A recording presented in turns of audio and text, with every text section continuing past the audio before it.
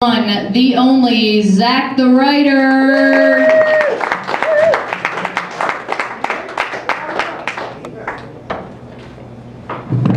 How's everybody doing tonight? I love the fact that we have pirates again. I really do. I love the fact that we have pirates. I love the fact that you have people that are deliberately breaking rules that are set up by the establishment. I love it. But there is a downside to piracy, and that's cowboys.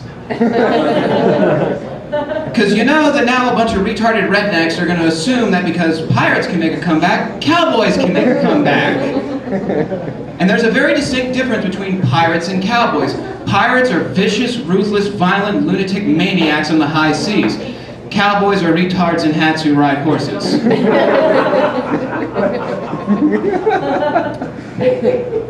I love bad weather. I really do. I love every kind of bad weather. I love rainstorms, hailstorms, ice storms, tornadoes, and hurricanes for the main fact that the likelihood of car accidents increases. Because you know, some dumb jack-off with four-wheel drive who confuses stupidity for skill is going to cause a major fucking catastrophe. And it makes me happy just thinking about it. And that's my Earth Day material, too.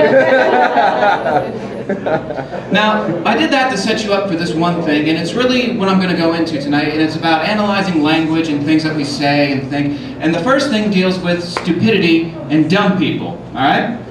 Now, a lot of people don't know, but dumb people are actually better than stupid people. And I'm going to tell you, they'll admit to being wrong and they have learned something. A stupid person will tell you that Seattle is in China, but when you show them on a map, they'll tell you that the fucking map is wrong. Alright? Now, there's also a difference between stupidity and balls. Alright? It takes a great deal of stupidity to tell a father, I'm going to fuck your daughter tonight. Great deal of stupidity. But it takes an even bigger set of balls to tell that father, as soon as you bring his daughter home, you're going to go upstairs and fuck his wife and let him watch. That takes balls, right? Now, this next thing is another thing that we all think and believe and whatever, and this one's for Philly, too. Why is finding a penny heads up considered to be good luck? Can anyone answer that for me? We all know that Lincoln is on the penny, correct? Wasn't Lincoln shot in the head? How the fuck is that even remotely lucky? You think Lincoln would find that to be lucky in any shape, way, or form? Is that ironic luck?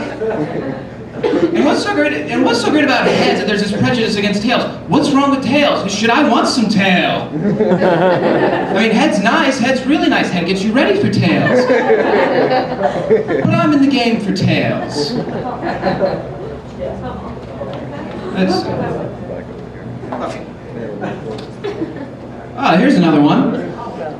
Here's another question I have. The word late really disturbs me with reference to dead people, because you always refer to them as the late so-and-so, whereas you're supposed to respect dead people, but referring to them as late is actually a disrespect to them. Think about it like this. You have the late Heath Ledger and the late George Carlin. Technically, by saying that, you're saying they died after they were supposed to. Alright? One of them died in October, and they're supposed to die in November. They're late. You understand that?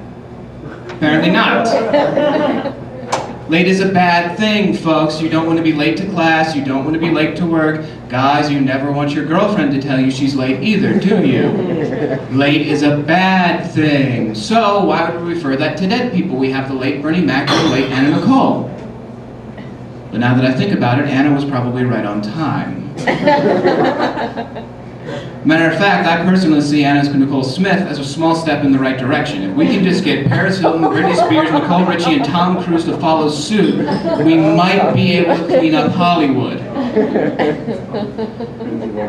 Another interesting thing of illogical advice that people give us, anytime you're dealing with a really old person, like an octogenarian, and they come up to you and you can clearly see they're really fucked up, and they always tell you, don't get old.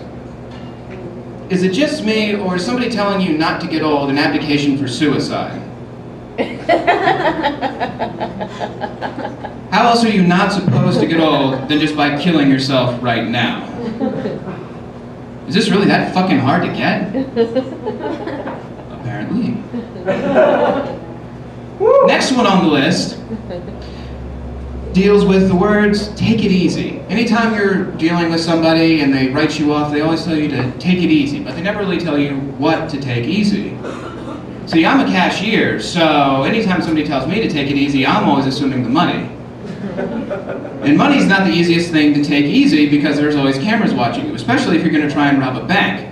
It is not easy to take money from a bank. You have to plan that shit out. Now, the next thing on my list, because I can tell how restless you guys are getting, deals with two words, shit and piss.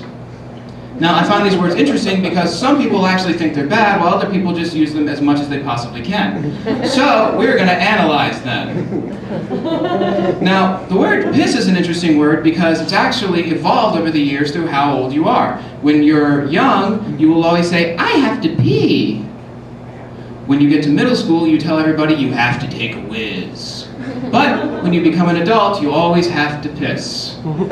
Same thing works with shit. Originally, you start out with, I have to poop.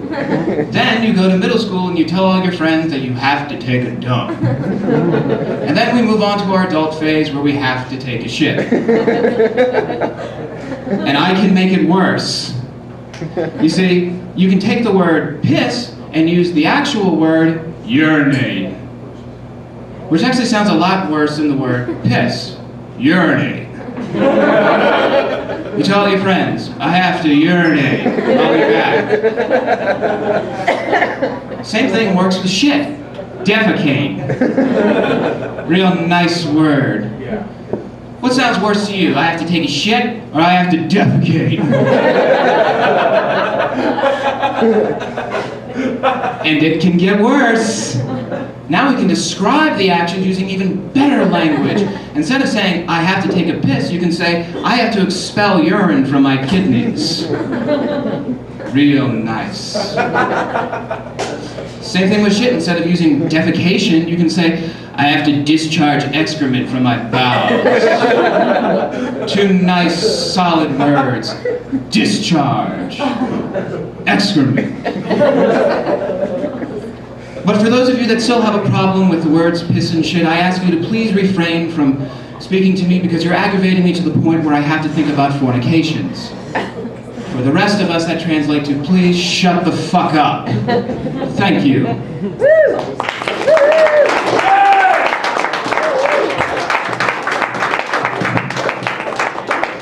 Zack the writer, everybody. All right. This trash is up here. It's fucking Earth Day. Come on.